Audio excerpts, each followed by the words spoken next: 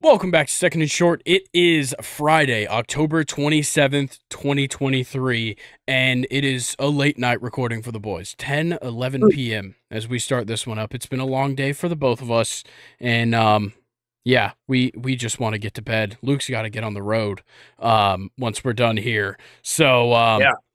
we're cutting out the UCL. I'm sorry for anybody that didn't know what happened in the Champions League this week, but we're cutting out the UCL this week.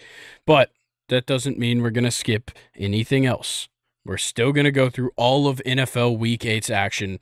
We're going to go through everything that happened in the LCSs and preview the World Series.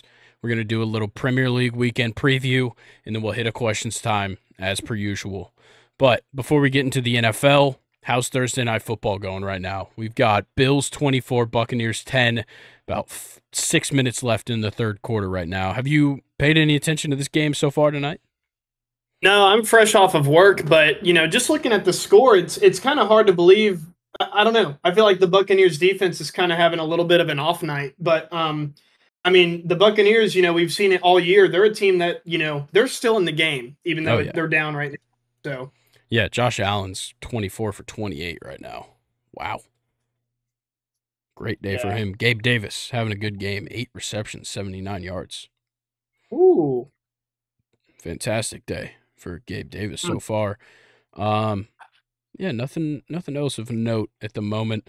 If we get a final score, we'll get a final score by the end of this, and we'll give you the update.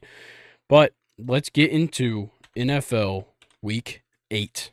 Luke, it all starts off with Rams versus Cowboys, and I love this matchup. Yeah, this is going to be a high-octane offense game, I think. Oh, yeah, for sure. But you know what? The Cowboys have some guys on that defense that they're going to be able to disrupt what the Rams have been able to do offensively. I think, Matthew Stafford's going to see some pressure, kind of like he did against the Steelers last week, which was a phenomenal game, by the way. But, yeah, the Rams are going to have a tough time here, but the Cowboys, despite them being 4-2, having all these weapons, they are, still the Cowboys, still a very beatable team. For sure. Like, the inconsistencies of the Rams offense is a little concerning. Like, Kupp or Nakua has a good week, the other one doesn't. But it's kind of up to what else will they do. Like, we already saw 1 week without Kyron Williams, and I didn't hate it. I didn't hate Darrell Henderson or Royce Freeman. It's definitely not, the best option. Obviously, the best option would be have Kyron Williams in there healthy.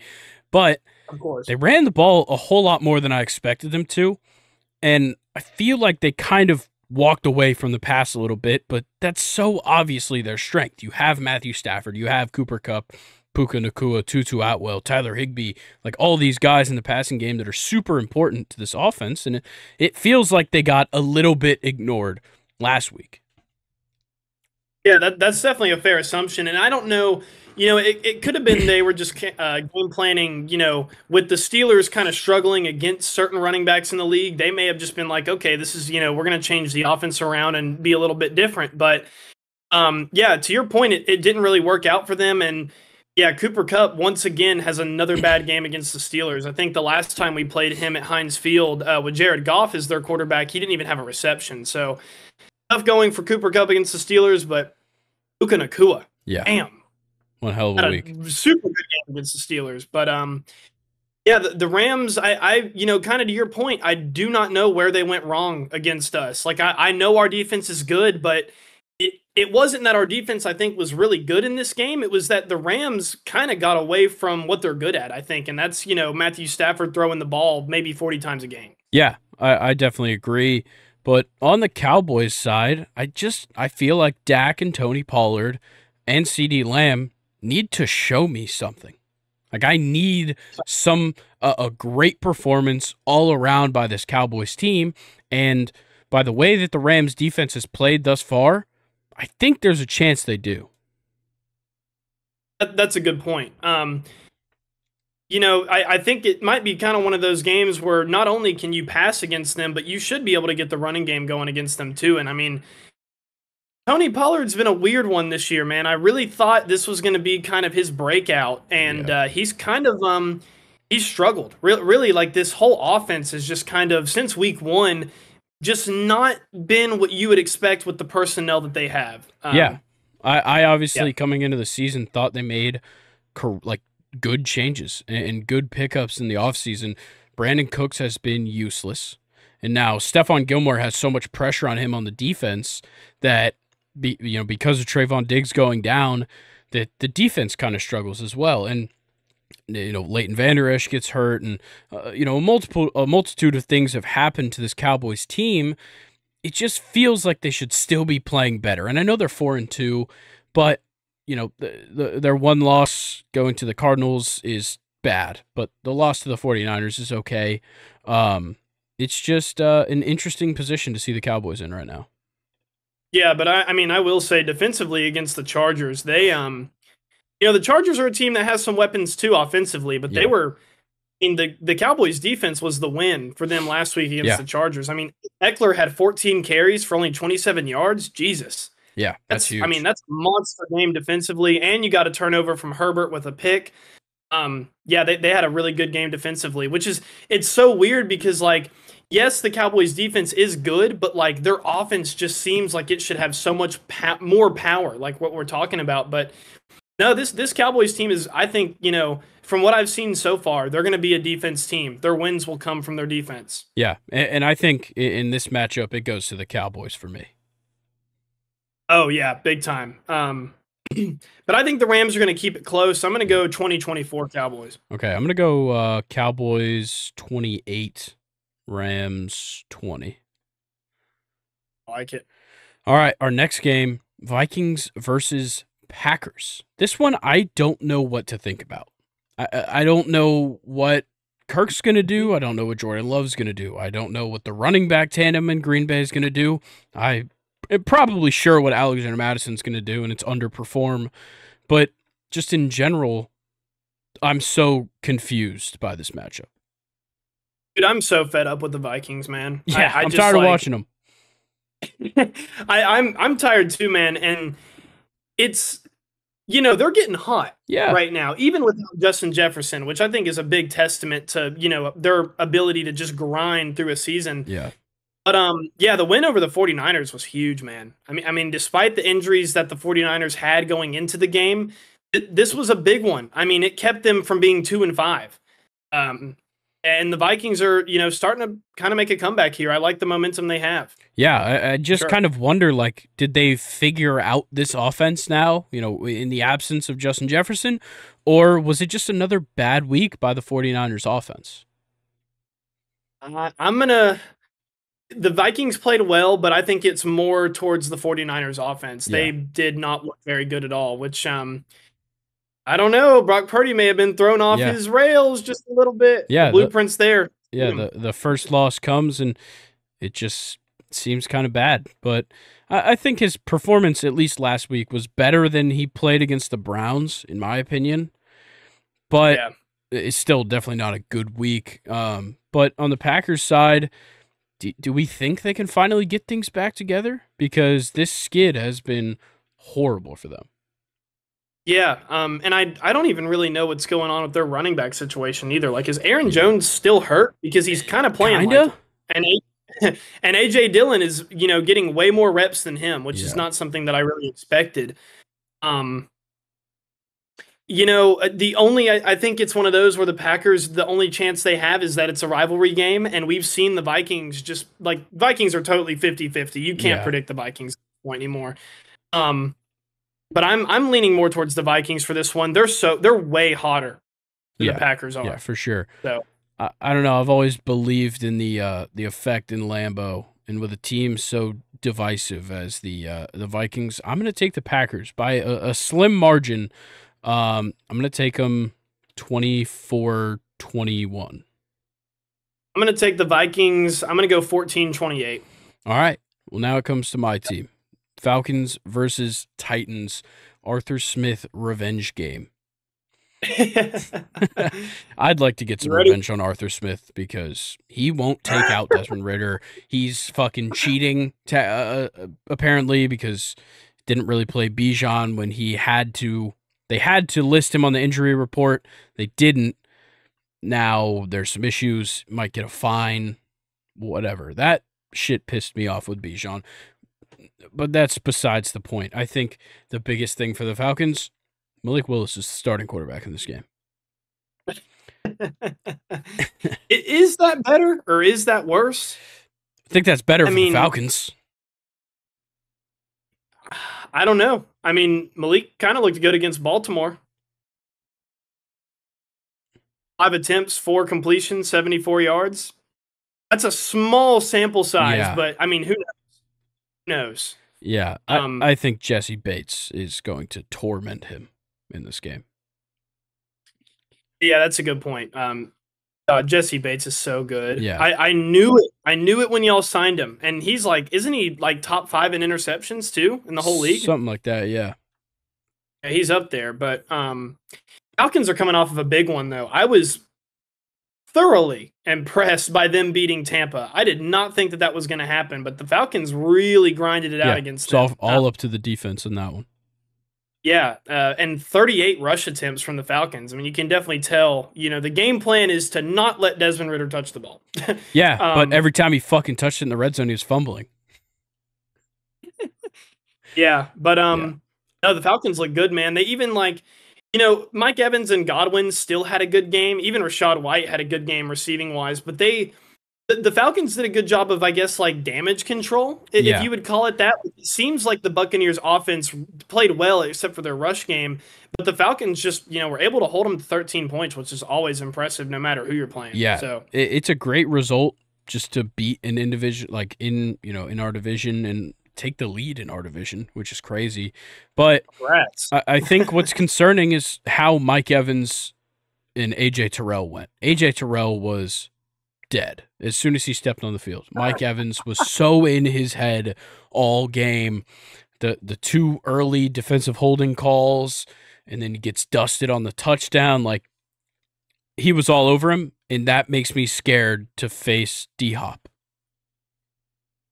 Yeah, D-Hop's a different animal, too. He's a quiet assassin. Yeah. So we'll have to see how Terrell plays. But I think regardless, the Falcons get the win here. Yeah, me too. I like how they're going to fare against Derrick Henry because, I mean, this Falcons rush defense isn't talked about enough, Grayson, if I'm being honest. They are really solid. Good. Very, very solid. And I'm to the point where I think Derrick Henry is going to have a hard time. I mean, it's going to be... He's been bad. A matchup. Yeah. Well, he had a good game against Baltimore last week. But, yeah, overall, you can see the age. He's not able to just run through everybody like he was before. Yeah, I'm going to take Atlanta 17-10. Yeah. I'm going to take the Falcons 21-10. Awesome. All right, Saints, Colts, my do not care game of the week. Don't give a fuck how this game goes at all. Well, the Colts are starting to get Jonathan Taylor more involved, which is good for them. Yeah. And Gardner Minshew, despite the turnovers, looked great last week against the Browns defense. This whole team did. What a silly ass game. Yeah. I remember, I was so excited. I was like, damn, the Browns are going to lose. And then, I'm checking the score hours later, and I'm like, whoa, how? How did they end up winning that game? Yeah, couldn't tell you. God, dude, I started Deshaun Watson in fantasy, by the way. That's tough. Negative 2 points out of Deshaun. That is bad. And the Browns they're just getting tough breaks, man. That Steelers game was really eye-opening for me. The Browns are a super, super solid team, Grayson. Super solid team. Even with the injuries, they're totally fine. Yeah. But totally fine. Back to the Colts, I feel like they've definitely, in that game, found some good things to work with in this offense with Gardner Minshew, Josh Downs, Michael Pittman. There's some good things going with that offense. There's just quite a few things to figure out on the defense. You shouldn't be giving up that many points, especially when Deshaun Watson leaves the game early. That just shouldn't happen. Even in a game where Amari Cooper didn't have a fantastic game for most of the game, started to turn up there at the end, but Jerome Ford's run early in the game, that's avoidable. And you stopped him for the rest of the game. Power to you. But there's definitely issues with this Colts defense. I just think this Saints offense sucks. You don't like Alvin Kamara over there? I don't like throwing the ball to Alvin Kamara every single time. I hate it. Yeah, that's fair. But It's not bad. yeah, They're just every now and then they're real hard to watch. if you drafted Alvin Kamara in fantasy with that 4-game suspension, props to you. Yeah. I wish I had a running back that carried the ball more than 15 times and averaged like 11 receptions a game. Like, Yeah. he is ridiculous. And honestly, like, I've been a huge Alvin Kamara fan like since he's been in the NFL, and it just seems like with this Derek Carr led offense, he is the offense, and Yeah. I like it. I completely agree with you that the Saints offense isn't that good for the weapons that they have, but I think they're in the right mindset with Alvin Kamara getting that many touches. If I'm being honest, Yeah, I mean I agree. yeah. I don't know how to go with this game. Like the line is even. Like nothing here is helping me out, but I think I'm just gonna go with Gardner. I like Gardner Minshew. I like what he's done, so I'm gonna take the Colts. Not a great game. I have a feeling it'll be sloppy defense on both sides. I'm gonna go 31-28 Colts. 31-28 Colts. I'm going to take the Saints in this one. I really don't think – I don't like how many times the Colts turn the ball over. And I know, obviously, the Saints defense doesn't even compare to what the Browns have going on. Yeah. But I'm going to take the Saints 27-24, close game. Okay. Our next game, Patriots-Dolphins. Patriots looked great last week, but did they really find the keys to this offense, or was it just a really bad week by the Bills? Yeah, the Bills just sucked. I mean, the Patriots are trash. Yeah. I don't think they would have to put up 70 to convince me that they figured out the offense.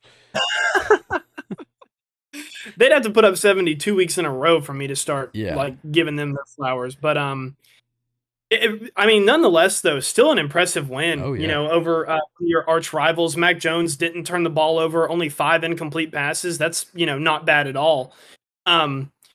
Maybe with the Patriots offense giving Ezekiel Elliott more touches than Ramondre, maybe that's so weird to say, but maybe that's a step in the right direction. Maybe Ramondre is not quite ready to tote the rock for them. But yeah, the Patriots got lucky. They're going to get absolutely fisted by the Dolphins again. Fisted. Nice. Fisted. Yeah, I'm kind of in the same boat. Look, I know that, anything can happen in the AFC East this season. We've seen that in divisional play.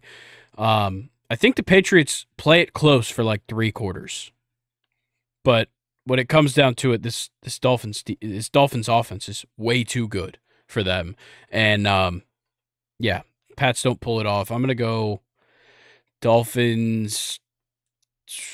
Dolphins 35. There you go. Yeah, Dolphins 35, Patriots 21. Maybe 24. Patriots 24. Okay. Wow.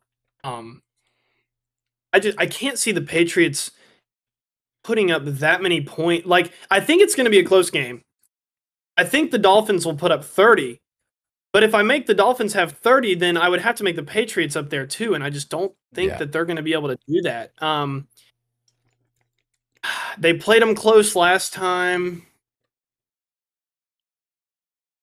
I'll give the Patriots a close game since they're coming off of a pretty good win against another division rival. I'm going to go 28 Miami, 21 Patriots. Okay.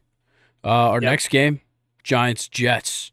And I've seen some Jets take down 2 Giants in New York before. Yeah,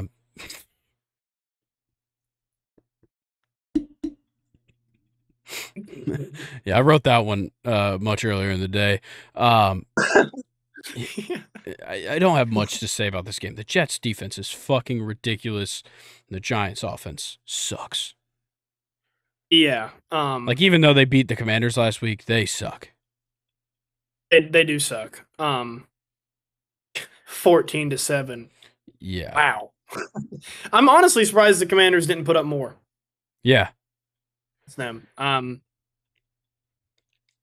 I don't know what to say. It's like even a healthy Saquon Barkley can't like fix what they have. But Tyrod Taylor looks a lot better than Daniel Jones, He does. Yeah. But which is Daniel Jones might be back. yeah. Hey, Jalen Hyatt, 2 receptions, 75 yards. I probably shouldn't have dropped him in fantasy. They're Just kidding. I don't care about him. they're gonna start using him more. I don't know how Yeah. often, but they're gonna throw the out routes a lot. They're gonna throw the deep routes a lot. For him just because he's talented at the sideline and he's talented going deep. So I think the Jets for sure take this, and it's crazy to say that a Zach Wilson led offense is going to win a game, but they've looked good, man. They've shut down some great quarterbacks in these past couple of weeks, and yeah, I'm going to believe in the Jets defense here.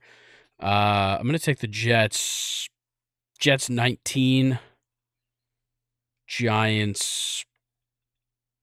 No, I'm not going to go 19.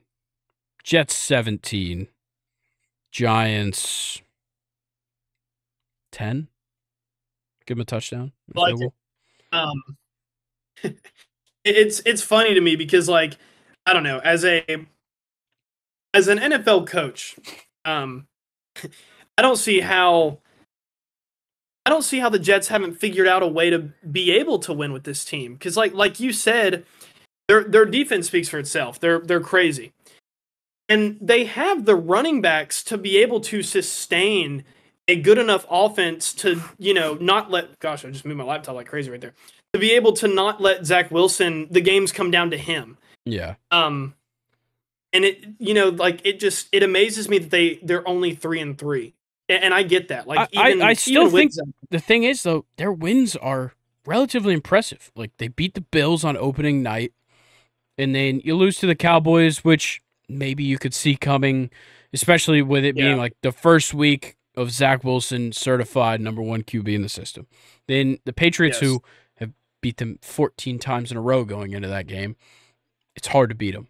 Whatever. The Chiefs are the Chiefs. You can lose to the Chiefs. That's fine, especially in this condition. But you played them close. You lost by a field goal. And then they beat the Broncos by 10, and then they beat the Eagles. Like, that's crazy. Yeah, it's good. Their resume looks good. It's just they're 3-3. But I think they're a better team than their record shows. No, 100%. I'm right there with you. I'm gonna take the Jets over the Giants. I'm gonna give them 21, Giants 7. Okay. Jaguars, Steelers. I love this matchup. I do. Yeah, me too.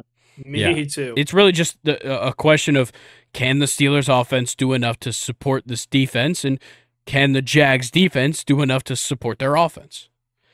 I just want to say,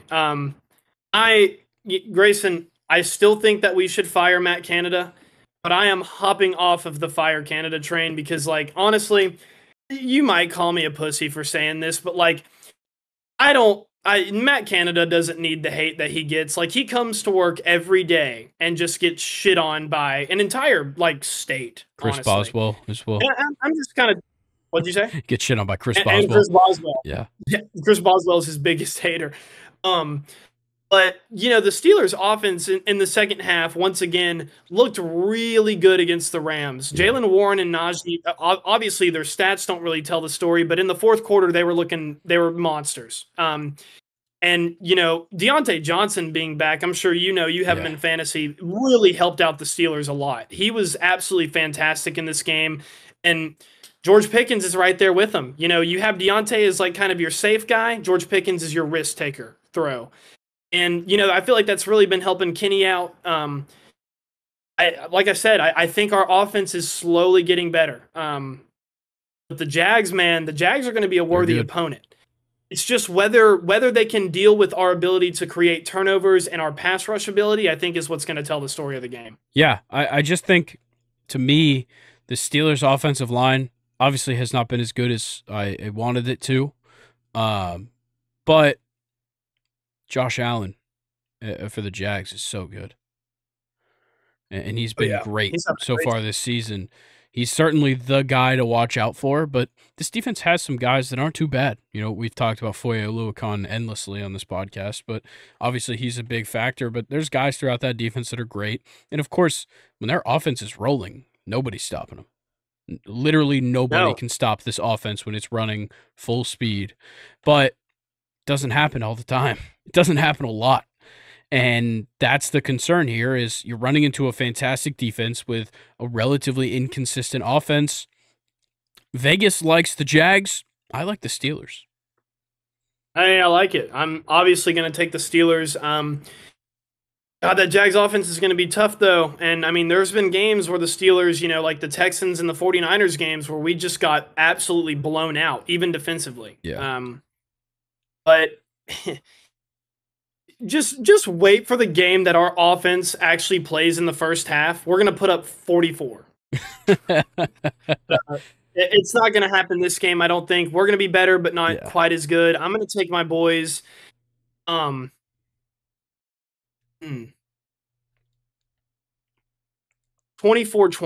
Okay. Steelers. I'm going to take them. I'm going to take the Steelers 21-20. Real close game. Oh, yeah. I like it. All right. Eagles, Commanders. A thriller last time out.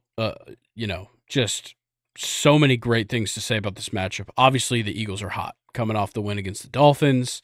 The whole offense is firing. Jalen Hurts throwing a lot of picks, which is weird. He has 8 interceptions. But DeAndre Swift looks amazing. A.J. Brown turning it the fuck up. And Devontae Smith, of course, playing well. But Commanders are weird, man. I know they just lost to the Giants, and I know they're 3-4, but they're weird. Yeah.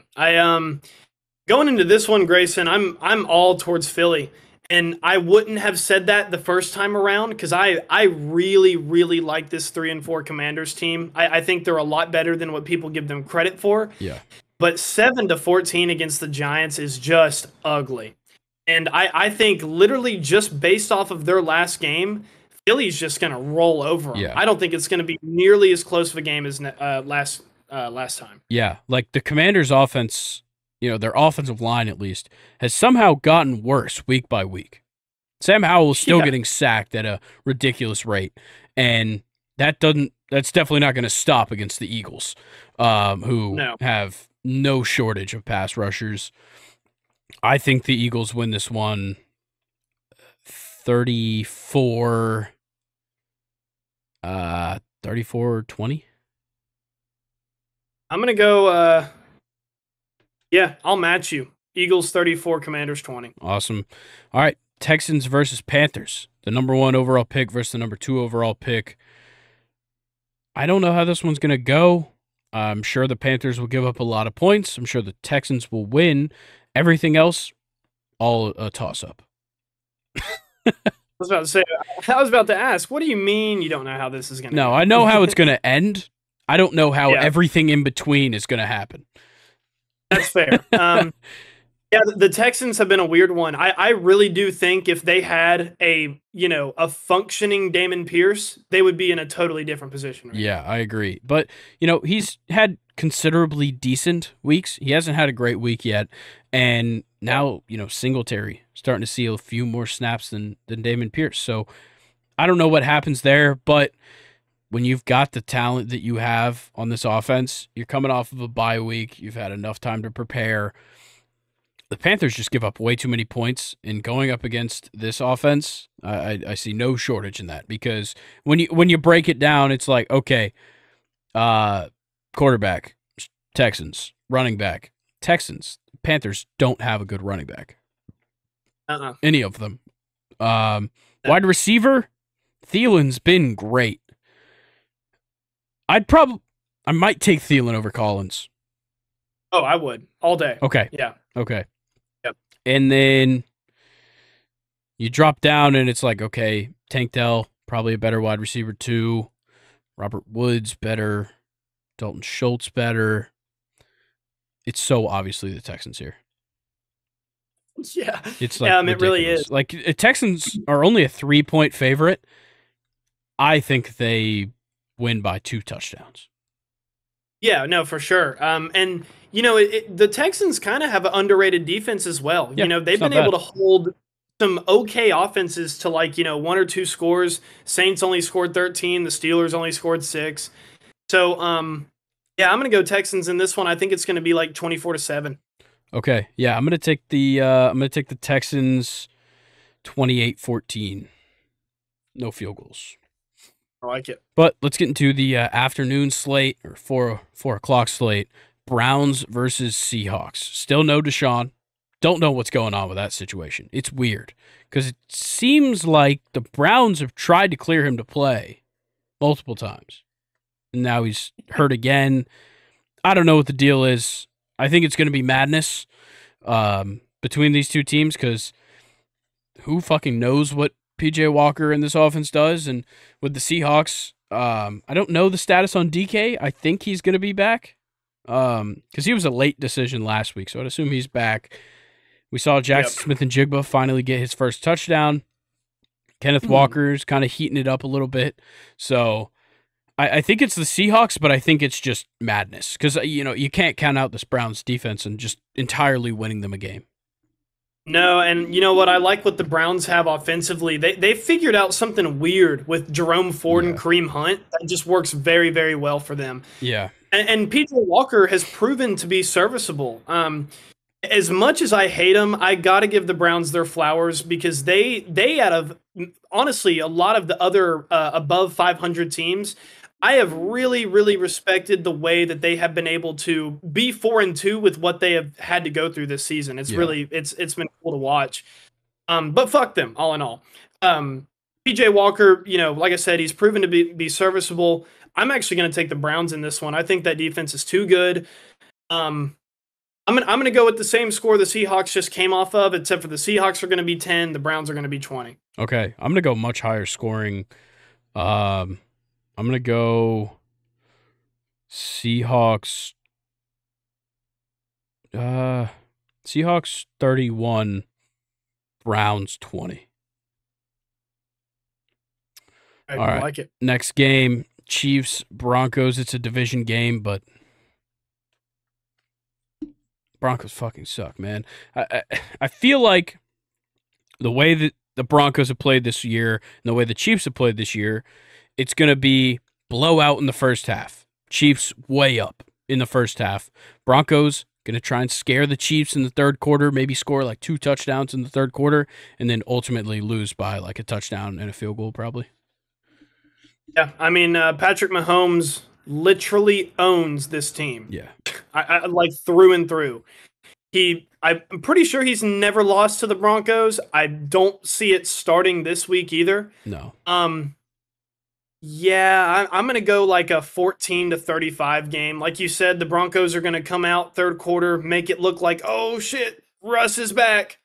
No, he's not back because they're just going to step on their throat in the fourth quarter. The Chiefs are. Yeah, Chiefs haven't lost on the road, so I'm going to keep riding with them. Chiefs Chiefs 30, Broncos 24. Like I said, they're going to pull it back, but the Chiefs ultimately win. Yeah, we'll see. We'll see. Next game, though, Ravens-Cardinals. Ravens are going to dominate this game. Bad. Dude. Baltimore, yeah, they aren't they? Yeah. That Lions win, dude. Holy shit. I mean, blindsided us 100%. Oh yeah, I mean, I don't understand like how this happened. I don't like Lamar through the air might be arguably one of his best games through the air he's ever had in his whole career. Oh yeah. I mean, almost perfect. 6 incomplete passes. He went 21 for 27, 357 yards, 3 touchdowns. Mark Andrews is elite. Nelson Aguilar with the other touchdown. That's hilarious. And Zay Flowers, how about it? Rookie wide receiver. One of my favorite guys coming out of the draft. Yeah, you called it, man. You called it with Zay. I hate that he's doing so well for that team in Baltimore, but shit. I mean, he is a fun little guy to watch. Yeah, seriously. He is. And Odell, not that bad. Not great at all. Not a number 1 wide receiver. Not bad. No. Would you agree with me that Odell is now at the point in his career where it's one of those where it's like, yeah, like if my team could get him for cheap, I think he's like a good veteran to have. Yeah, Odell That's Beckham is how Brandon Cooks. But better this year, at least. I don't know. Brandon Cooks has not been effective. Yeah, I don't think he's getting utilized, but because like him and Gallup get the same amount of same amount of targets.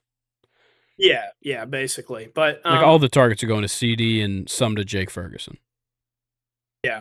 You know what? And despite Odell playing for actually 2 other teams in the AFC North now, it's still cool to see him going strong. Yeah. I mean, he was so much fun to watch with Eli Manning. But anyway, the Cardinals side, is there a Cardinals side, Grayson? No, there is not. James Conner's still out. Amari DiMarcado still can't fill that void. Josh Dobbs runs for a touchdown every now and then, which is cool. But that's it. That's all they've got going. Marquise Brown is not a number 1 wide receiver. I can't stress that enough. He is not a number 1 wide receiver. They 100% chance that the Cardinals get the number 1 or number 2 pick in the draft, and they end up going wide receiver. You think so? I think so. It seems like the because everybody was saying it's going to be quarterback. It's going to be quarterback. It's going to be quarterback. It seems like they want to build around Kyler. Give him a true fair shot. No injuries plaguing it. Marvin Harrison Jr. 100% goes to the Cardinals. I like it. I was going to say something. Oh, yeah. And it's weird that the Cardinals find themselves at 1-6 to me because, like, they've played good personally, games. I don't even feel like Josh Dobbs has been that bad. No. It's been all the other parts of the team that haven't been able to kind of help him recover. And it's going to be really interesting to see how they fare when Kyler's back. I think they're in a position right now where they probably won't make the playoffs, but they can hurt a lot of other teams' chances once Kyler comes back, assuming that he is better than Josh Dobbs. And assuming that they want to win. Yeah. That's the biggest thing to me with the Cardinals. Is like, are they actually going to try to win? Yeah. Yeah. I don't know. But, look, the Ravens are going to absolutely shit stomp them. They're favored by 9.5. This one looks like 2 touchdowns, maybe more to me. I'm going to go. Yeah. I'm going to go Ravens. Yeah, I'm going to go Ravens 31. Cardinals 10. I'm going to go 28-10 Baltimore. Okay. The next game, though, Bengals 49ers. And this one, I don't know. Like, other games, I don't know what to think. This one, I don't know what I'm supposed to think about this game. Like, I don't know if I'm supposed to assume the 49ers bounce back. I don't know if I'm supposed to assume that the Bengals figured something out on the bye week. I don't know what happens in this game at all. The Bengals have a really, really favorable situation into this game. Coming off of the bye week to get rest, and they're hitting a 49ers team that's kind of like they're losing their stride a little bit. They're still a good team, still a good defense, but they're hitting some roadblocks right now. And the Bengals might be one of those teams that can. I mean, at the end of the day, they're still the Bengals. Yeah. No matter if they're 3-3, no matter if Burrow's kind of meh, they're still the Bengals. So. Oh, man. I don't know. I feel like we say this about every game, but this one's confusing to analyze here. I think, to me, the bye week is huge for the Bengals. Burrow gets kind of 2 weeks of recovery, which is huge. Let him take a real break from whatever the fuck is going on. And obviously, if Burrow's better, then Chase is better, Higgins is better, Boyd is better. It seems like that should be the case. Do I know for a fact that that's what happened? Fuck no. But I just think that I don't think the 49ers specifically struggle in this game. I think they just get outplayed. Okay, so you're going to Cincinnati win. I am. That's weird. Like, I can't. It's weird to say that the 49ers have lost 3 games in a row. It is, but we don't. I have kind of already said this, but we don't know how Brock Purdy bounces back from a loss in the NFL. He hasn't yet. Yeah, exactly. And Yeah. with the his two worst performances of his career coming back to back weeks now, who's to Yep. say it doesn't continue? We don't know. There's no precedent there. Couldn't you flip it and say that if there was a team he could beat, it would be the Bengals with how they've played this season? Maybe. But then again, like it all comes to the semantics. It's like, okay, well, if the Bengals got better, then maybe the 49ers don't play well, but maybe they do. And if the Bengals didn't get better, then the 49ers should win, but maybe they won't. Like, that's going to happen every time. I'm going to go with the Bengals 28-24. I'm going to go 49ers bounce back here. Fuck the Bengals. Fuck Jamar Chase. Can't stand any of these guys. I hope they keep losing. 24-17 49ers, and I'm going off of the fact that the 49ers have a better defense and they have a better running back than Joe Mixon's bum ass. Fair enough. All right, Yep. Sunday Night Football. Shit game. Bears-Chargers. I don't like this game, and I don't really know why, because I like watching Tyson Bagent. I'll say it. Watched him for 2 weeks now. I like watching him play. Yeah. The Chargers were weird. Very weird. Last week, or the week before, I think they were on bye last week. No, last week they played the Chiefs. That was a weird game. But, like, the defense was bad, but some of the guys played well. I don't even know what to think. Yeah, and they're, like coming in here is Donta Foreman, is he their running back all season long? Has been? No. Roshan Johnson was getting more carries than him, and Khalil Herbert is hurt. He's on the IR. That's right. So this Donta Foreman guy is coming off of a huge performance against the Raiders. 16 carries, 89 yards, 2 touchdowns. Honestly, the Chargers have pissed me off so much this year. I kind of just want to go Chicago. We've talked about it on the podcast before, but it seems like our entire lives, Grayson, the Chargers have had just really, really good teams that end up in 2 and 4 spots like they are now. It's so bizarre. And I just can't bet on them. No matter how good they are, I just can't bet on them. And I think, Chicago is starting to pick up a little bit more pace than what they're used to seeing. I'm actually going to take Chicago here. 24. I've done a lot of 24-20. 24-21. Okay. Chicago. Yeah, I big over in this game. 46.5. And the Chargers are favored by 8.5. I think what happens here is Bagent just gets lost a little bit on the field. I think that's what happens here, and the Chargers get the win 28-17. Like it. All right. That brings us to Monday Night Football. Raiders Lions. I'm gonna assume the Lions win. I know last week showed us the lowest of lows for this Lions team. The Raiders are dysfunctional. What the fuck are they doing? Yeah. Yeah, I mean, they just have the Raiders are one of those NFL teams, Grayson, that just have so many problems that don't even relate to like what happens on the field. Like Josh Jacobs probably isn't happy. He really sucks this year. Yeah. Devontae Adams is in the same boat, I would say, but Devontae Adams is still doing pretty good. He's just not getting, receptions like he usually is. But the thing is, like, the Raiders are out here saying shit like, we're not going to trade him even if he wants to be traded. Yeah.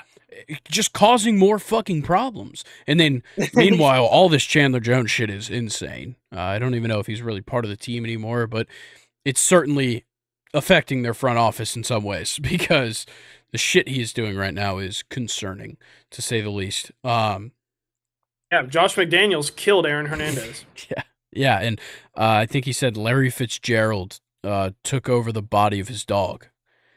That's right. Pretty sure I saw that. That one's interesting.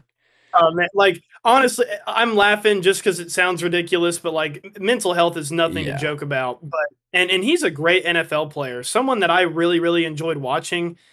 And I hope he can come back to this Raiders team and be healthy in the head, because it's just it really isn't cool. No matter how like kind of funny what he says might be, but like I don't know. Hope he gets the help he needs. Seriously. Yeah, yeah, but like we said, the Raiders are dysfunctional. The Lions, yeah, they had a bad game last week, but I liked some things we saw on the offense, despite only scoring 6 points.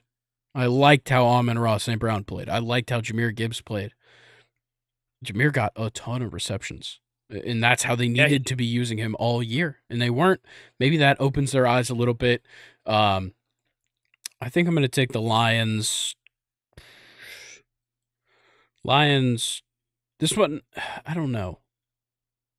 Yeah, Lions 28, Raiders 10. I'm gonna go Lions 28, Raiders 17. I'm gonna give them one more Yeah. touchdown. Oh, one other dysfunctional thing the Raiders have been doing that I just remembered. Josh McDaniel got asked why he didn't play Aiden. What's his name? Aiden something. Their quarterback. Oh, Aiden O'Connell. Yeah, got asked why he didn't play him earlier in the game and was like, "This isn't the preseason anymore," but started him last week. Okay. Don't know why. Yeah, just weird shit to say. Yeah, but that's the week. Nobody on a bye this week, which kind of pisses me off. We had 6 teams on a bye last week. No teams on a bye this week. I feel like you could have split it up. Yeah, that That sounds like a better idea. But makes next episode, no sense. Grayson and I are going to be the head coach of the Raiders. Second and Short takes on the Raiders. So Yeah, we're going to be trying to Second make and Short heads to Las Vegas. I'm going to give Mark Davis a noogie. That's my first order of business.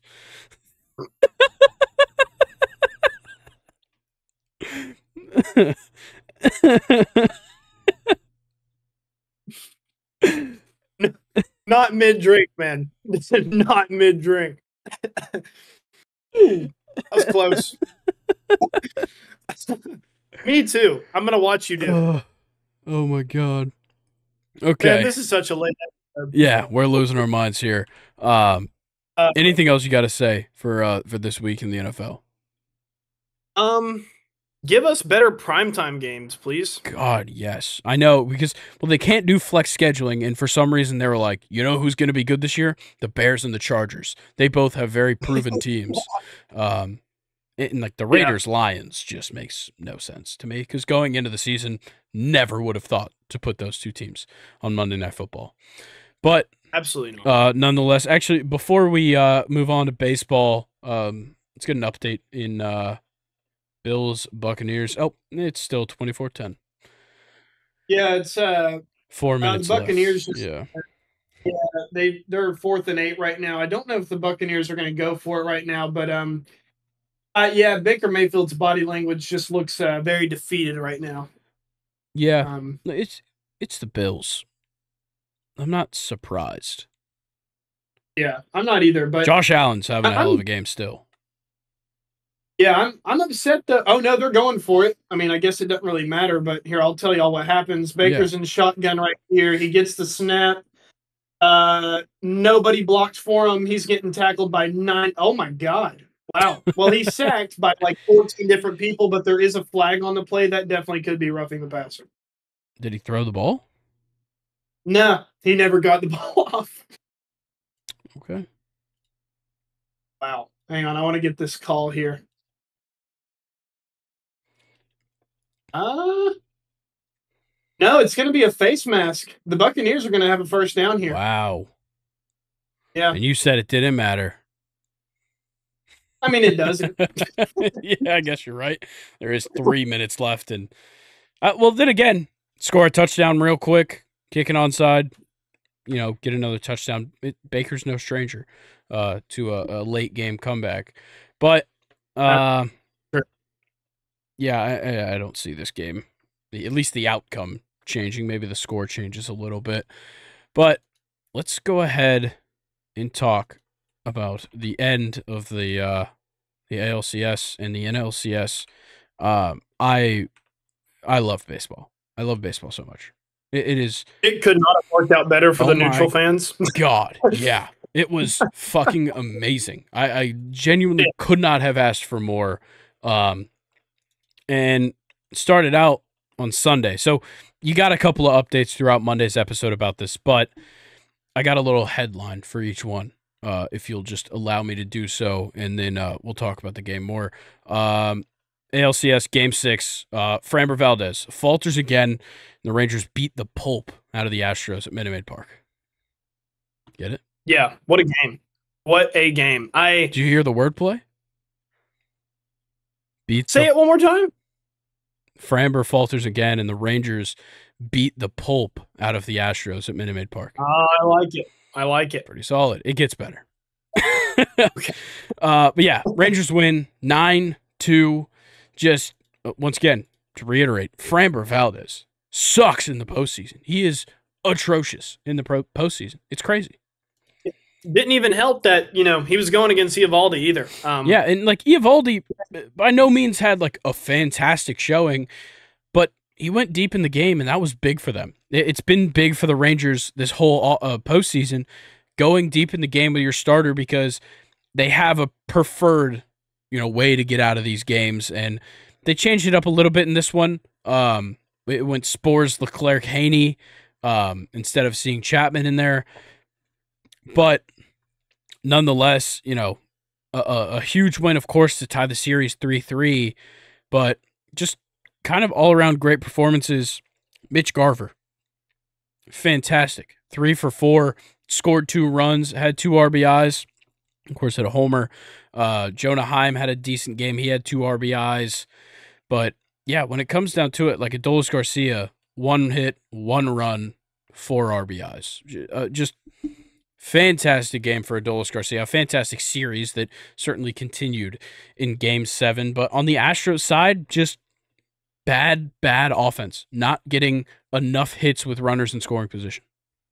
No Kyle Tucker the entire postseason, really. Yeah.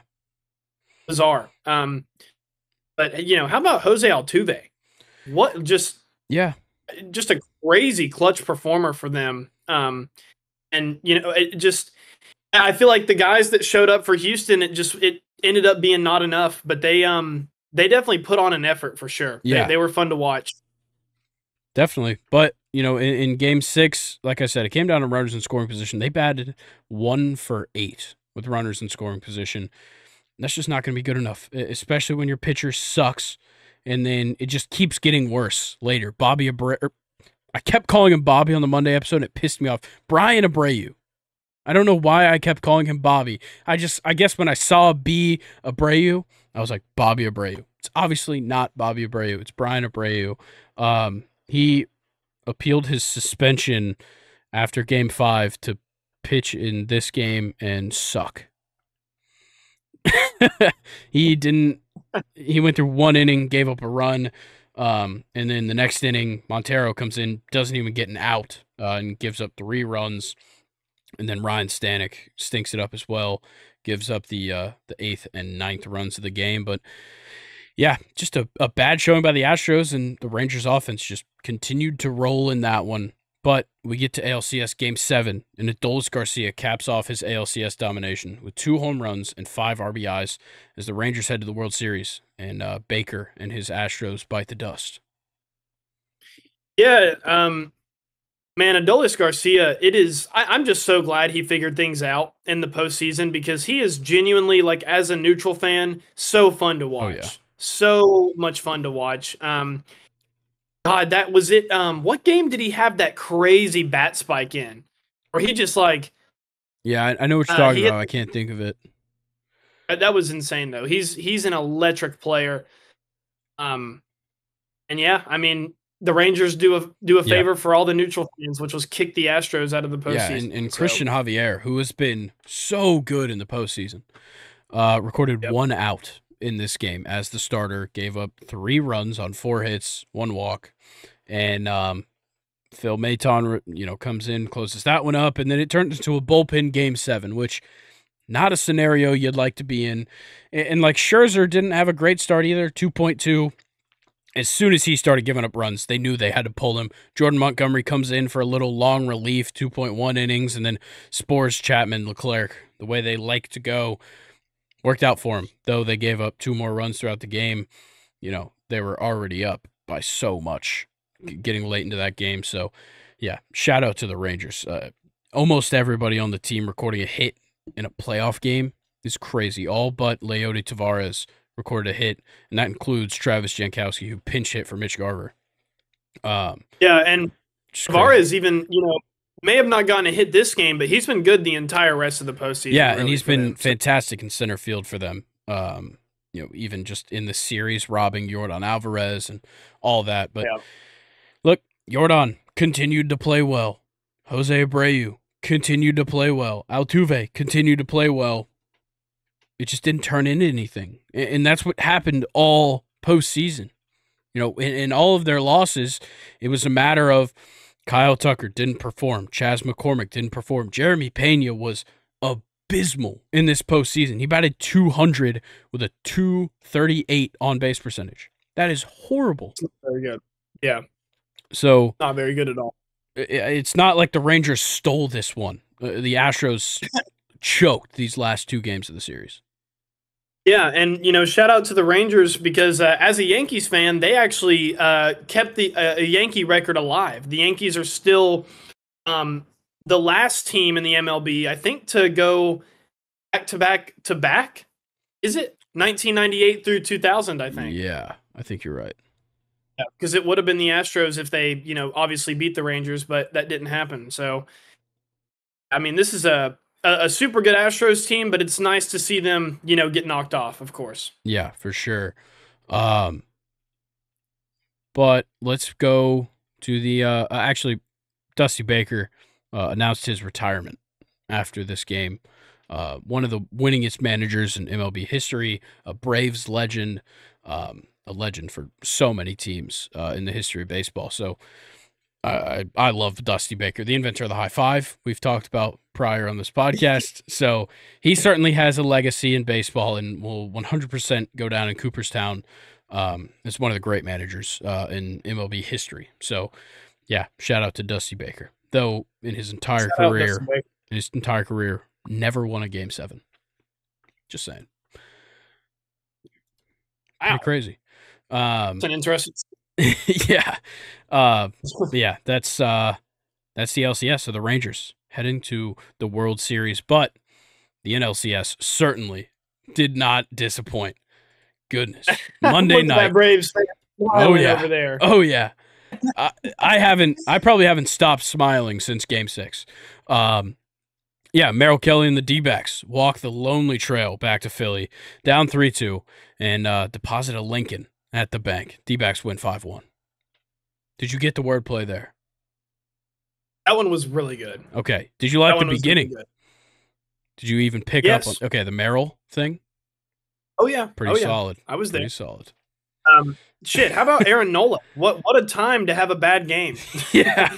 Just horrible. Gives up the solo shot to Pham, solo shot to Gurriel, and then Evan Longoria doubles. Alec Thomas scores. Marsh singled to right, scored a run for the Phillies in the bottom of the second, but it was already, down 3-0. You get to 3-1, and then the Diamondbacks continue to roll throughout the rest of the game. Ketel Marte hits a triple to score Corbin Carroll. That tandem at the top of the lineup, no matter what order you put them in, have been fantastic. I know Corbin Carroll kind of skidded a little bit here in this series, early on, but a 375 on-base percentage for him. Ketel Marte, a 400 on-base percentage, and a slugging percentage of 625.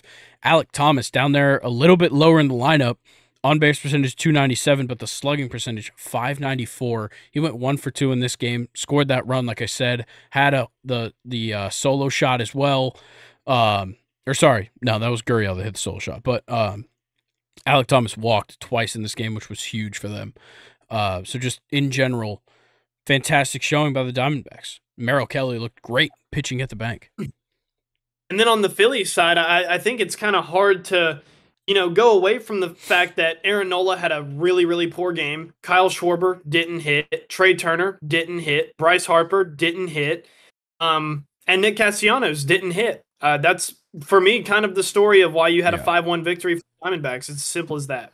Yeah, that's certainly going to be the big part when your offense has been so fucking good all postseason, and they die out in the winter. Like literally, winter goes on for 2 games. They have the Diamondbacks on the ropes.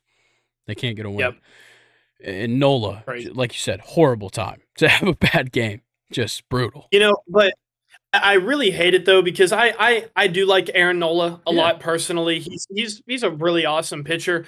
It just let's not let it take away from the fact that he still had an amazing postseason, a huge bounce back from how he was in the regular season. Yeah. He just couldn't get it done whenever it mattered. But I mean, he still was phenomenal in the postseason for the Phillies. Yeah. And then the next day, Tuesday night, ALCS already done and settled, and they found out that only one Ranger could win. Suarez gives up 3, and Carroll hits a sac fly for 4. Wheeler shuts it down, but can't rev up the offense. The D-backs complete the heist at the bank and steal Game 7. Diamondbacks win 4-2 and are headed to the World Series. Yeah, and you have another hitless game from Castellanos, Trey Turner, and Bryce Harper. So what I'm hearing is that they also. Yeah, I think combined 1 for 28 in Games 6 and 7. Yeah, that's not too good. And then you had Paul Sewald. Can we all just get on our knees for Paul Sewald for a second? Who the fuck is this guy? I cannot save wait of the postseason. Dude, we're getting a bag, Paul Sewald. Next time we're negotiating a contract, I'm going to be your. But also, big shout out to Ginkel and Sal Frank, who have both been great setup men for him. Sal Frank 4 holds, Kevin Ginkel 5 holds in this postseason. These guys have been great. Brandon Pfaadt, 7 strikeouts in 4 innings. I know he gave up 2 runs, but holy shit! Yeah. First season in the big leagues, you're pitching a Game 7 and you record 7 strikeouts against the hottest offense in baseball? In the bank. Yeah. Meanwhile, Ranger Suarez gave up 6 hits and 3 runs and only 2 more outs. Horrible. Crazy. Yeah. Like I don't know. Like I'm just going to say it again because like I am just so excited for this World Series in particular. It is teams that I don't think we would have expected. Like, it's just crazy to me how far the Rangers have come. Like, DeGrom going down early, really just as a team, not looking good early on. Then, once we're winding down and they're, heading towards the postseason, the Rangers are not looking very good either. They have guys hurt that are trying to be reintegrated back into their team to make a final push. They squeeze in and look at them now. And then the Diamondbacks, 84 and 78 going to the postseason. They literally, if Seiya Suzuki doesn't drop that pop fly against the Braves and they win that game instead of losing it, the Diamondbacks probably won't make the playoffs. Yeah, I know. Crazy. Just absolutely insane. Like we both know I was high on the Diamondbacks coming into the season. I picked Torey Lovullo to be manager of the year. I took Corbin Carroll to be Rookie of the Year. I'm pretty sure I took Zach Gallen to be NL Cy Young. Yep. Zach Gallen's not going to win NL Cy Young, which sucks. But this team's been fantastic. I took them to be second in the division. They were second in the division. I took them to be a wild card team. They made it in the wild card. I never in a million years would have guessed that they would make it to the World Series. They defeat their division rival. So first, they defeat a Brewers team that won the AL Central. Then they defeat their biggest division rival, the Dodgers, that kick their ass every single time. Now they defeat one of the hottest teams of the postseason in a 7-game series, and now they're going to the World Series. Yeah. It's crazy. Shout out. Both of these teams deserve it so much, dude. Yeah. So much. Also, shout out Alec Thomas after the game planting a D-backs NL Champions flag in the grass at the bank. That's sick. Yeah, get fucked. Yeah, get fuck fucked. You. Second World Series in franchise history. We know how the other one went. No. Luke knows quite a bit about how that other one went. All I'm going to say is the Diamondbacks beat the Yankees after 9/11. They're shitters. They obviously work for the Taliban. Maybe it was all an inside job. Yeah, you're walking a line with these 9/11 jokes, man. I'm telling you. Don't get me started, man. Don't.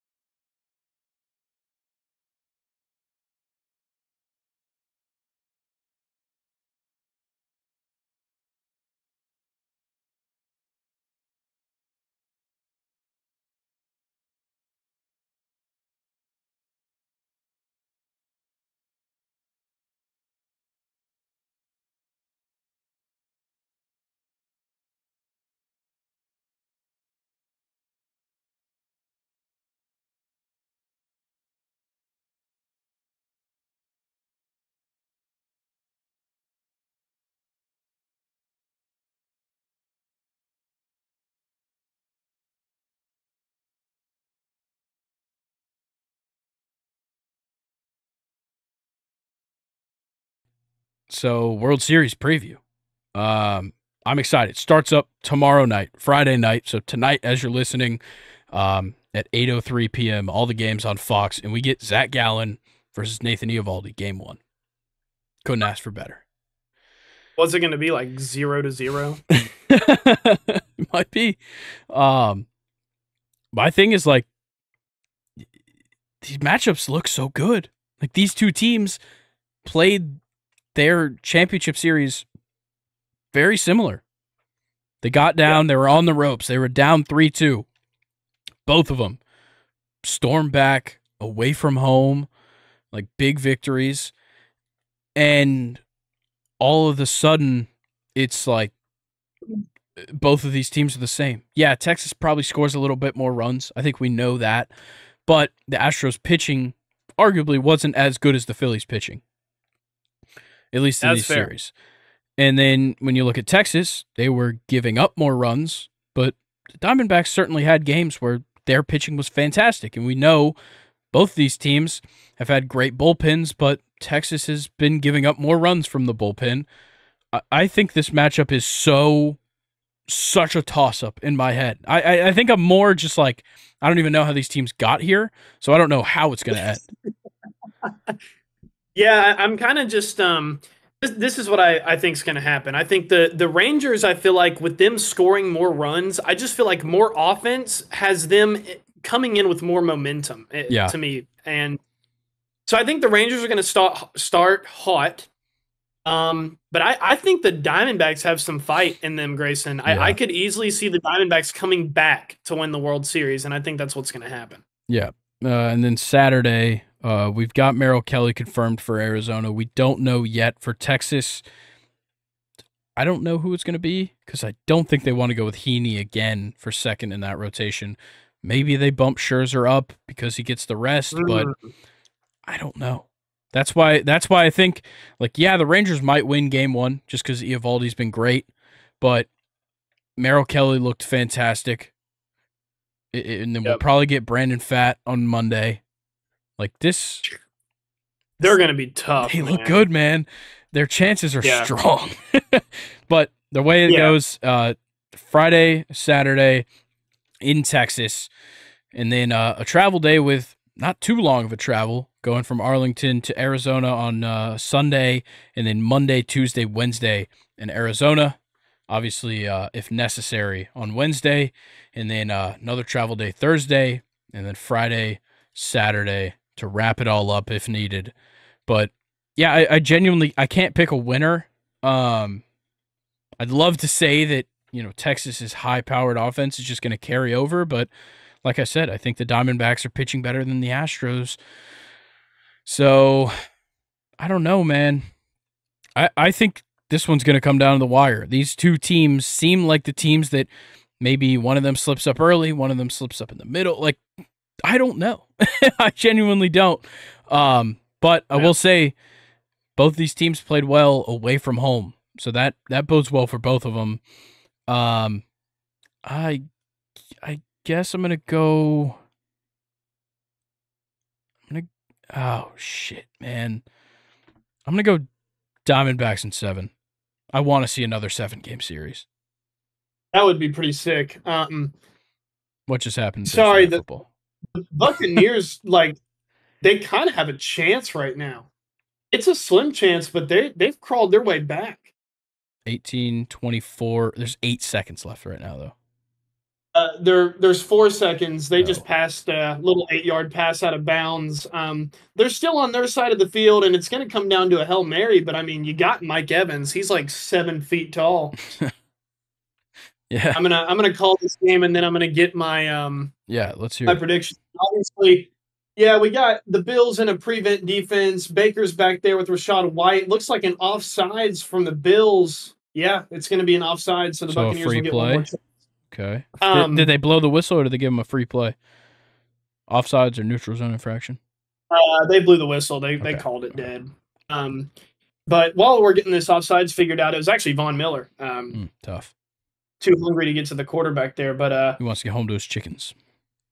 I'm with you. I think it'll be the Diamondbacks in 7. I like the Diamondbacks pitching a lot more than I like the Rangers pitching. I think Scherzer is a loss. If he pitches in the series, I don't think it's going to go well. Of course, the other side of that is, if he does pitch well, what a story it would be for the legend to kind of come back and pitch like that. But here we go. Baker's sorry, this is so chaotic. He's going to get sacked. Oh, he got the ball off, Grayson. It's in the end zone. Oh, my God.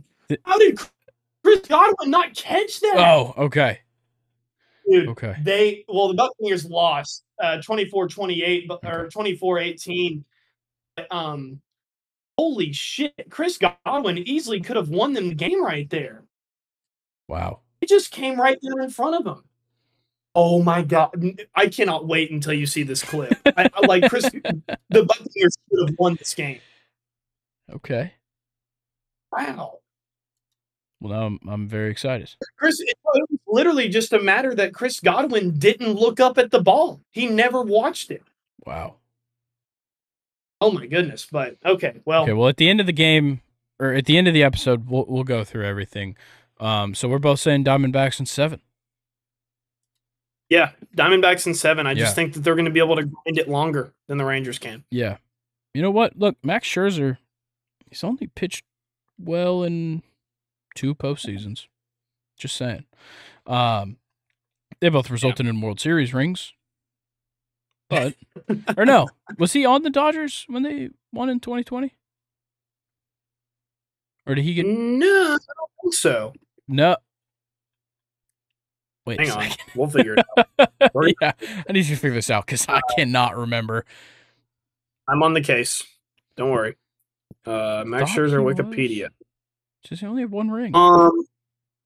Yeah, no, he was with the Nationals 2020. Okay, cool. So he's only got 1 ring and wasn't even the best pitcher in that series. It was Steven Strasburg. Surprisingly. Right. All right. Well, that's going to do it. So now you know exactly how the World Series is going to go. The Diamondbacks going to win in 7. But now... You're welcome. Let's talk about this weekend in the Premier League. Shit weekend. Can I just preface with that? Is that valid? Yeah, we can say that. Okay, cool. Because I never have to do this because it's always like so clear cut what games we should talk about.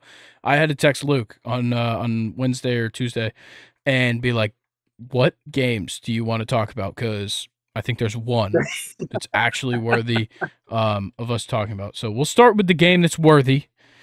Manchester United, Man City, the Manchester Derby. Mm. Manchester Mm-mm-mm. United sucks at Um, soccer. That's going to be the issue for them. and that's a really, really bad issue to have if Yeah. you're Manchester United. Um, you know what though? They're coming off of 3 games with a win. I'll hand that to them. But Yeah. they have played Brentford, Sheffield United, which were both only 2-1 wins, and then you got a 1-0 win over Copenhagen. That tells me that Manchester City should win this game. Win was kind of bullshit Simple as too. yeah, it Over was. Copenhagen, It was. Garnacho fucking ripping up the penalty spot. Fucked up. I know everybody does it. Like, I hate that shit. I know everyone does it. It's still shitty. Yeah. And can I say, as a soccer player, like, to those who don't watch soccer, so basically, what sometimes soccer players will do is there is a white dot on the field, more like a circle, not really like a dot, but like a circle, where the ball is placed for a penalty kick. Sometimes opposing players will go over and just tear up the grass of the penalty spot, which makes the ball sit lower in the ground. So you have a lot of people that hit on top of the ball, which means that it's really just a shitty shot and a shitty kick. And it 100% affects a penalty kick. It's not one of those bullshit things where it's like, oh, how did he, even though he messed with it, why did, he still not make that penalty kick? It definitely can ruin a penalty kick 100%. Yeah. Yeah. I when I saw that, I was like, that's shitty. Yeah, it is. But hey, they'll do anything for a win in Europe, man. Soccer's just different. Yeah, definitely. But for Manchester City, yeah, they come off the 1-0 loss to Arsenal, but like a couple weeks ago. But they get the 2-1 win over Brighton last week, which is certainly an impressive win. I watched that game all the way to the end, and I thought it was an impressive win for Manchester City. And then, yeah, they beat Young Boys 3-1 midweek, but who cares? Look, I right now on Manchester United, I don't trust anybody to score a goal. Marcus Rashford certainly has not been scoring at the level he should be. Fucking Scott McTominay has 3 goals in the Premier League. What the fuck? That shouldn't happen. No, it shouldn't. I know, like, you'll take goals wherever you can get them. They shouldn't be from him. Yeah. I'd rather have no goals than Marcus or McTominay score a goal. Yeah. But even despite Manchester City kind of hitting a rough patch recently, I think this is where they're going to come back and really they're going to make a statement here. This is going to be a statement win. I'm going to go 3-0 City. Yeah, look, it's certainly not going to be a draw. These teams don't draw. The last 7 meetings between the two, there has not been a draw. It's been a win or a loss. Yeah. I don't know, man. It's hard. City can't keep a clean sheet right now, which is crazy. But they can't. They haven't kept a clean sheet in 6 matches. But you have Erling Haaland. You have Julian Alvarez. You have Jeremy Doku, who's been great. You have so much going for you for Manchester City's side, and you have who I believe to be probably the best manager in the world, Pep Guardiola. So, yeah, I'm going to take Man City, but because they don't keep clean sheets, I'm going to take them 3-1 as well. All right, I like it. Yeah, a goal from Scott McTominay, I'm sure. I love it. Yeah. But so when I asked Luke what other 2 games he wanted to talk about, his responses were Wolves versus Newcastle, which I'm always down to talk about my Magpies, but the other one's Luton Town versus Aston Villa. We'll talk about that one next, but for now, Wolves versus Newcastle. What do you think? What made you want to talk about this match? I'll ask that first. I mean, it's your team, and Wolves are 2 wins and a draw in their last 3. They're kind of finding some form here, and I feel like they're catching Newcastle at kind of an awkward time. Yes, with the Tonali news and Newcastle somehow dropping points to Dortmund in the Champions League over the weekend. Which I think over the week. I'd like to attribute that to the Sandro Tonali thing, and I'll explain, but continue.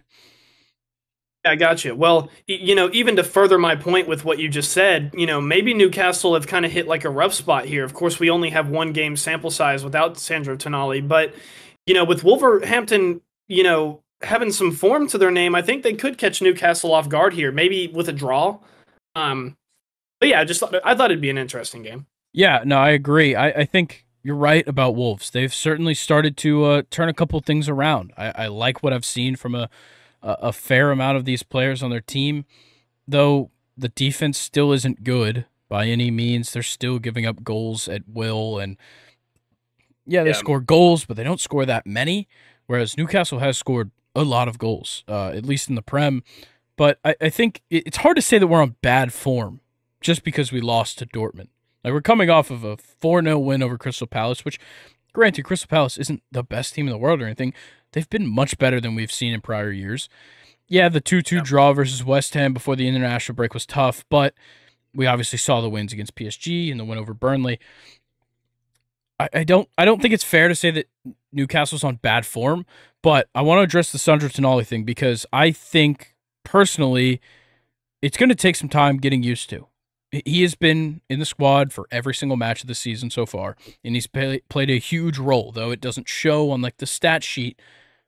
The way he defends and just his work rate, moving up and down the field, has been phenomenal. He sits outside the box and helps there with the passing. He creates chances.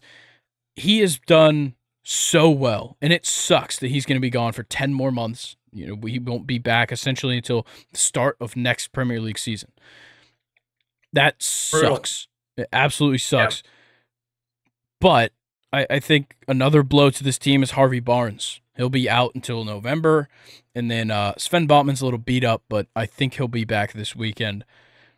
I don't see us falling in this one. Like, I know we haven't played a Premier League game yet without Tonali, but we're still averaging the most goals per game right now in the Prem. Yeah. And we have the most clean sheets. Yeah. Aren't you guys first place? Couldn't tell you. I mean, those are the two things, but no, it's just the way that cards have fallen for Newcastle in certain games. But I'm not ready to give up on this Wolves team yet, Grayson. I mean, they have Hee-chan Huang, who had a good game against Bournemouth. Mateus Cunha, the Brazilian striker, I think came from maybe Atletico Madrid, if I'm correct. I think it was Atletico Madrid. Maybe. I don't know. I thought he came from like Sporting Lisbon. I could be wrong. Maybe he played there at some point. We're about to see. You could certainly. No, he's from Atletico Madrid. Okay, yeah, I'm just it's fine. Yeah, I'm probably thinking of somebody entirely different, with just a similar name. But no, I think you're right. They've definitely had some players that I've enjoyed seeing kind of make an early turnaround in this season. Oh yeah. Overall, and it's not like they have nobody on this team. It just seemed like going into the season they were selling a lot of players that I wasn't anticipating. And they weren't quite making moves, bringing guys in that I was either they weren't making the moves I thought they would, or they're making moves for guys that I didn't particularly think of when they made those signings. But I think they put together a good squad. They've been lucky with health, for sure. The guys are staying healthy, which is great. And yeah, they catch Newcastle at a tough time. But I still I trust our defense and I trust our offense enough to say that we'll at least win. I'm going to go 2-2 draw. Okay, I'm going to go 2-1 Newcastle. I like it. All right. Now, I really want to hear this. Why did you pick Luton Town versus Aston Villa? You know what? Because we like Aston Villa. We've talked about them, a lot on this podcast. I feel like there's a little bit of some content there, and we haven't covered the Luton Town boys yet. So I feel like this would be like a perfect time to cover this game. Yeah, I agree. Look, Aston Villa gonna wipe the floor with them, I think. But Luton Town, I don't hate them. I like their players. They're likable. They're outside of the relegation zone right now because Burnley, Bournemouth, and Sheffield United suck. But it's not horrible. They have a chance to stay up, I think. Yeah, I There's mean, enough teams that are playing bad enough for me to say that. Right? At least right now, and who knows? We're 9 games into the season. yeah, seriously. They could not win another game for the rest of the year.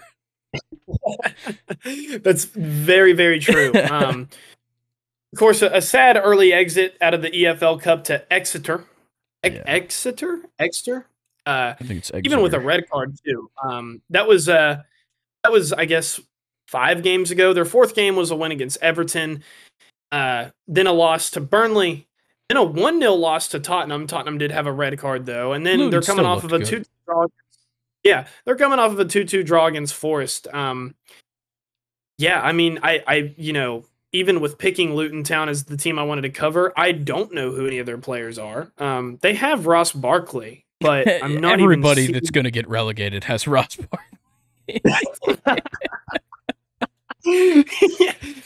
Oh my goodness, dude! They also signed Andros Townsend, which is like for sure. We think we're going to get relegated. Dude, that's a Streets legend right there. Oh Andros Townsend for sure. Yeah, honestly, looking at Luton Town's team, they didn't play Andros Townsend or Ross Barkley. I have no idea who these players are. They got Tim Krul. That's the one I know. That's it. Who didn't even play. No. He's a little old.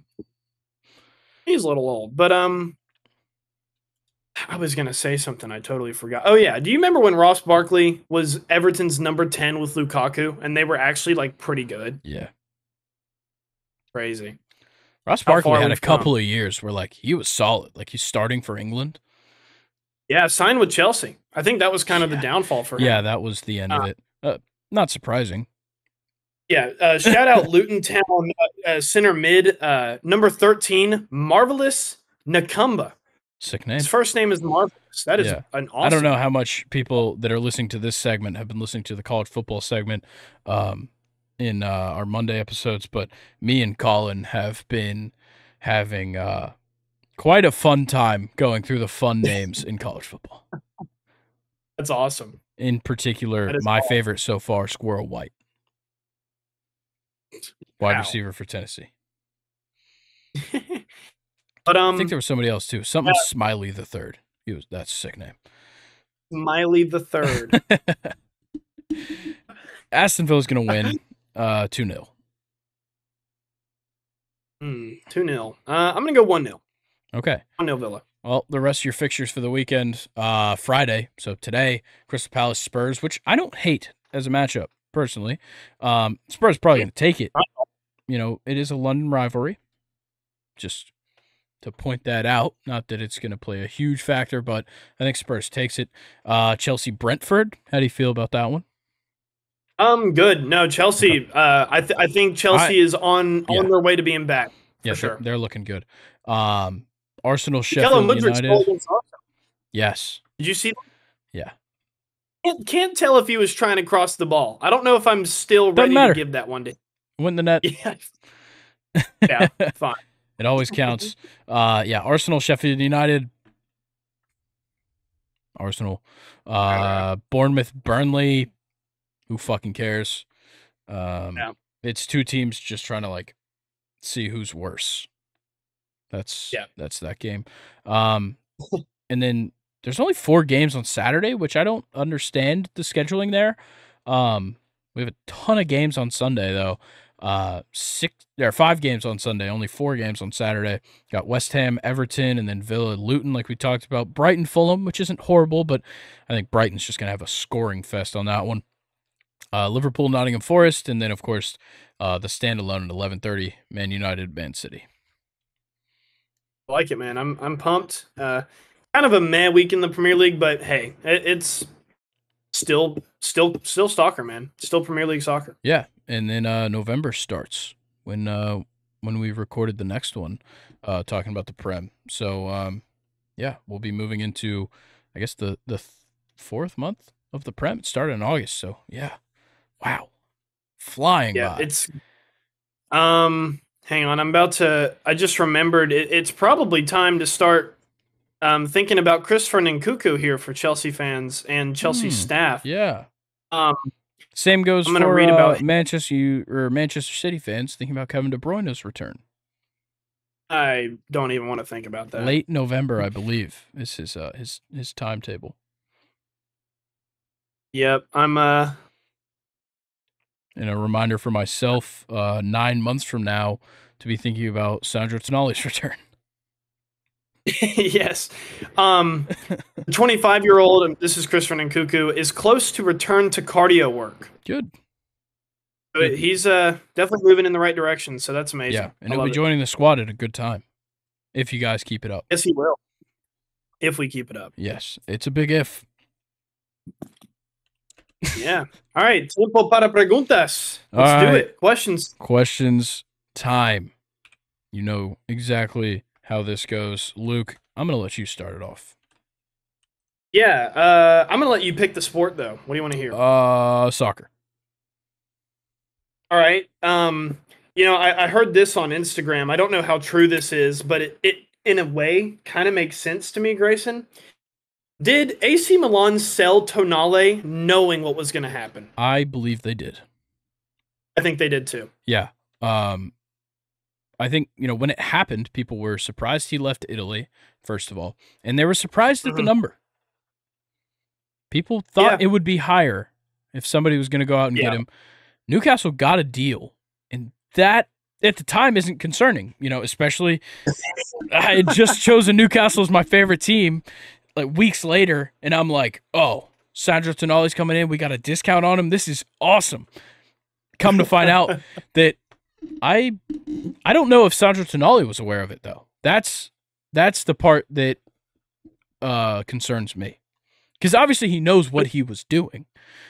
I don't know if he was aware of the investigation yet when he decided to leave. Maybe AC Milan got a tip, late in the season, didn't say anything, then maybe started ramping up, because I think it was the Italian FA that did the investigation, right? Oh, let me look. Actually, that makes it even more interesting. I'm pretty sure, because they I can't. Was it Zaniolo? Was the other player that was under investigation? Is that something with? I didn't even know there was another player. Yeah, they were both asked to leave Italy during the international break. Wow. Yeah, they were asked to return to their clubs, and that they wouldn't be needed. That's what's weird, because like it was the Italian FA. Okay, cool. So and it was that's Nicola why. Zaniolo. Yeah, Zaniolo. So that's why I'm a little lost with this, because it's like, okay, AC Milan sold him to a club that people didn't expect him to go to, because they thought they would probably hold out, or he would be a lifelong AC Milan player. Milan, who has their fair share of issues, whatever, sells him off, makes them look good. Meanwhile, they know exactly what the Italian FA is doing. They know they're hot on his tail. They know it's going to come soon.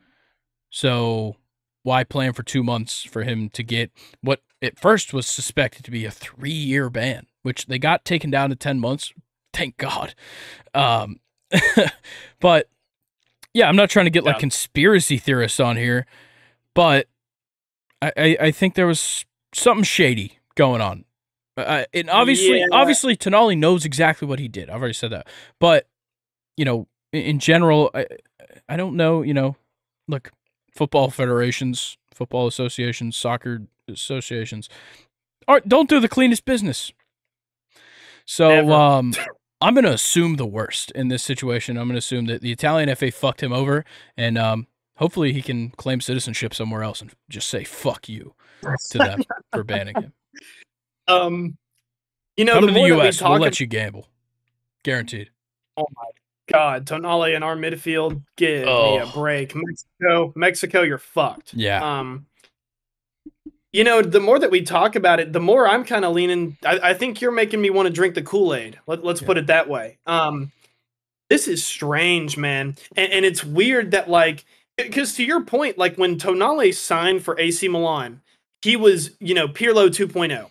In other words, he's not going to leave.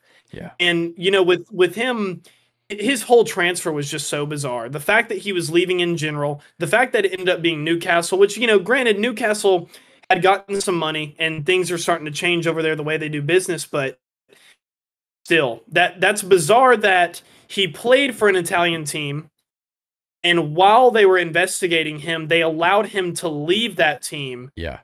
And it almost kind of seems like not necessarily Tonale got set up, but whoever bought Tonale was set up. Yeah. And I don't know, maybe in 30 years we'll get a documentary about it. Maybe. But yeah, for now, for me and all Newcastle fans, fuck the Italian FA. Yep. All right. Okay. Well, I'm gonna just have to ask you my soccer question because it's literally about the same situation. Do you agree with me that Cedric Tonali's absence will be a major blow for Newcastle, or it'll just take some time getting used to without him in the lineup? I think it's just going to take some time getting used to. They were just fine without him last season. Yeah. That's a big blow, though. Tonali is a very good center mid. He's the full package, really. But Newcastle are going to be fine. It's not so much like a personnel change for me with Newcastle. To me, the biggest thing is they now believe that they can win on a whole organization level. On a club level. Their managers believe they can win. The ownership believes they can win.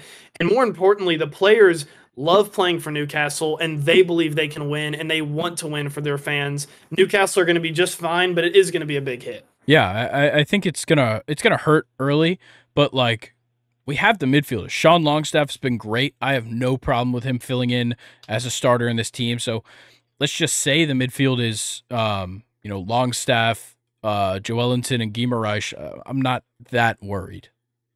Not at all. Not at all. But for now, it's going to take time. All right. Early World Series MVP. Who is it? How the fuck are we writing questions about the same shit? My question was going to be who's going to be a World Series MVP. Well, why don't we just ask each other? Okay. Hey, look, who's going to be the World Series MVP? I have to think. I didn't think about this because I didn't think you'd ask me. It was my turn. I didn't think you'd ask me, so you can go first. Okay. We both okay. Stupid question. Does the World Series MVP have to be from the winning team? Always. I think it always is. Okay. And remember, it doesn't take too many things. It takes 3 good games. Yeah. Could we see it going to a pitcher? It has in the past. I kind of like I'm not going to say Zach Gallen, but I think I'm going to go with Merrill Kelly. Ooh, I like that. Yeah, that's kind of a hot take, but he's been fine, and I mean, like you said, it's only a couple games. Yeah, especially if it goes to 7, because we could see it's a popular thing. Game 7, or if your team's just on the brink of elimination, go ahead and throw a starter out. If somebody has to come out early, just throw a starter in there, and that's how Strasburg won. World Series MVP, and numerous guys have done it throughout the years. So yeah, I could definitely see that happening. But before we go there, though, with it being such a highly contested World Series and we don't really know which way it's going to go, I think it would be Adolis Garcia on the other side if the Rangers were to win. Okay. I think it would be... It almost seems like it's never the star in my mind. So I like your picks for sure. I'm going to go a different way. We go Alec Thomas for the Diamondbacks. Wow. And for the Rangers, I'm going to go Evan Carter. I like Evan Carter. Yeah. Big time. All right, okay, well, that leaves us with football now. I don't think we'll have the same questions here, hopefully. I don't know. I guess it would be your turn, technically. So. Sure. Okay, so other than the Steelers, what has been your favorite defense to watch this season? Oh, man, do I say this on air? Say it. Grayson, I don't want to say There's 2 that you could pick from inside of your division that I wouldn't blame you for. The Browns. Yep. They Fun. For me, it's just like All AFC North defenses kind of play the same way. They're aggressive to neutral fans. They're thuggy. A lot of sacks, a lot of pass rush, and a decent amount of turnovers. And the Browns do that like the Steelers do, and I respect them a lot for that. And with all the injuries they've had offensively, that Browns defense is what they have to thank. Kind of like the Steelers. Just the Steelers don't have to have injuries to be bad on offense. True. But yeah, that Browns defense, man, has been absolutely solid. Yeah, it's been very good. For me, I cannot say that without like double bird. for But go me, ahead. man, it's tough because like there's some defenses I've liked watching, but there's also been games where like they've sucked and they looked really bad. Like prior to Yeah. last week, I just said the Lions. I like watching their defense. I like watching Brian Branch and Aiden Hutchinson, all these guys. Ooh, how Obviously, did they get Brian in the second round? I don't know, but since I didn't let you pick the Steelers, I can't pick the Falcons because I've loved watching our defense. It's such a refresher. Um, Mhm. so, uh, it's tough. Of course, I love watching the 49ers defense. I think that one's obvious, but I'm going to go with the Jets. Yeah, I like it. I love great secondary play with some dogs up front. There you go. That's the Jets. Yeah. Yep. Um, Um, all right, what's your question? what below 500 team has a shot to come back? Like a dark horse below 500 team. Let me take a look. There, honestly, this season more than other seasons, in my opinion, there's a couple that I like. So they have to be below 500. They can't be 500. Below 500. No, Okay. no 500 teams.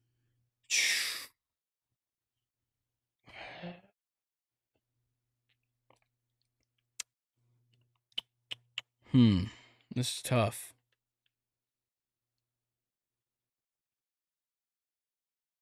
I'm gonna, man. I think the Commanders are up there. I think the Vikings are up there. Vikings are probably the easiest pick. I think. Yeah, for sure. Especially since Um, they're hot. yeah, and their division outside of the Lions hasn't been great. Um, yeah, that's the only two I can really see. I don't know about the Rams. Maybe if they can show me like a good defensive performance every now and then, Yeah. I'd certainly pick the Rams. But for now, I think the Vikings are the for sure one. The Commanders are sneaky, and then the Rams need to show me a little more. How about the Buccaneers? Right. It's hard to be positive in the AFC or the NFC South. We saw that last year. So I wouldn't count on it. No, my big two would probably be the Commanders and the Buccaneers. I like them the most. Okay. Yeah, the Commanders are just not getting the credit, man. Like Brian Robertson is having a way better season, and Sam Howell, he can get it done. Yeah, as for long real. as he gets the time to throw the ball. Exactly. But I think with the Commanders, what they have building with that defensive line, with them taking the two cornerbacks early, on top of having Kendall Fuller, they have something brewing up that I think the NFL just may not be ready for. Yeah. I really like what they have going on over there. Awesome. All right. Well, before we get out of here, let's do a quick recap on Thursday Night Football. So, in case you just, I don't know, dozed off, weren't paying attention, whatever, the Buffalo Bills won 24-18. Came down to the wire. Buccaneers, Hail Mary at the end. Chris Godwin just doesn't look at the ball, doesn't catch the ball. Buffalo walks away with a win, but it wasn't easy. Josh Allen had a great game, 31 for 40, 324, 2 touchdowns, threw a pick, whatever, because he also had 41 yards on the ground and a touchdown there as well. James Cook had a decent game. Not his best performance of the season, but not a bad game considering the Buccaneers have a decent defense. 67 yards on 14 carries. He had 1 reception for 6 yards. But biggest surprise of this game, Khalil Shakir, 6 receptions for 92 yards. Wow. Yeah, and I'm going to take it to the Buccaneers side over here. Baker not having that bad of a game, 25 for 42, 237, 2 touchdowns. Once again though, no run game, and I started Rashad White. I am slowly Tough. losing the color from my skin. Oh, never mind. 7 receptions, 70 yards. Oh yeah, you're fine. Never mind. There we go. And Mike Evans, who I also have on fantasy, 3 receptions, 39 yards, but a touchdown. So Silver lining. something going there as well. So yeah, I mean Tampa played them well. They did. It just wasn't enough at the end. Yeah. I don't know. Like the Bills. Obviously, the Bills' defense looked better in this game than they did against the Patriots because they won and they gave up less points.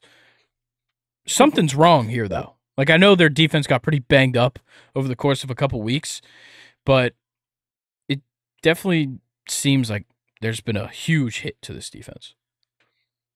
Yeah. Von Miller, no tackles, nothing. And that offsides penalty. And the offsides penalty. Bad game. He hit the QB once. Is that who I think it is? No way. Josh Norman played in this game and had more tackles than fucking Von Miller did. Shout out What Josh the Norman. fuck? What are you still doing? When did he? 35 years old. When the fuck did he sign there? Grayson, I have no idea. This is his first game this year. This is his literal first game this year. His last game was in January, on January 8th. Yeah, for the Panthers, right? He signed with them at like the end of the season last year. Yes. How? Hey, shout out Josh Norman. Yeah.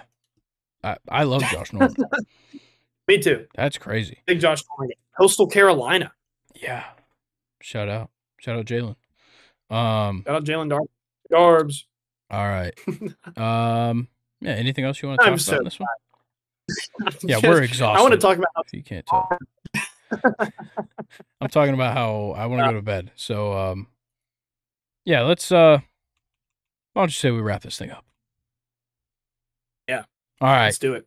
I'm going to look you in the eyes. I'm pointing at you on YouTube. You see my eyes. You see Luke's eyes without his glasses. Just one eye, actually, deep in those beautiful eyes. Don't know what color they are, but that's a story for another time.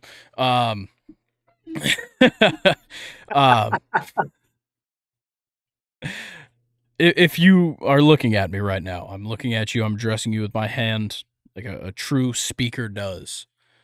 You're going to look down on your screen. You scroll down if you're on your computer. You're going to swipe down if you're on your phone. You're going to subscribe. You're going to like. You're going to comment. And you're going to turn on notifications. Then you're going to go to our channel, and you're going to click the link to the link tree. Surprise. It's everything. Everything.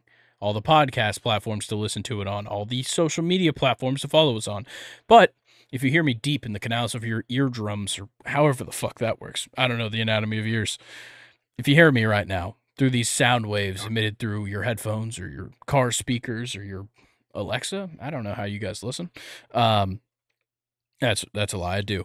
But if you're listening to this, you're going to follow us on all the podcast platforms.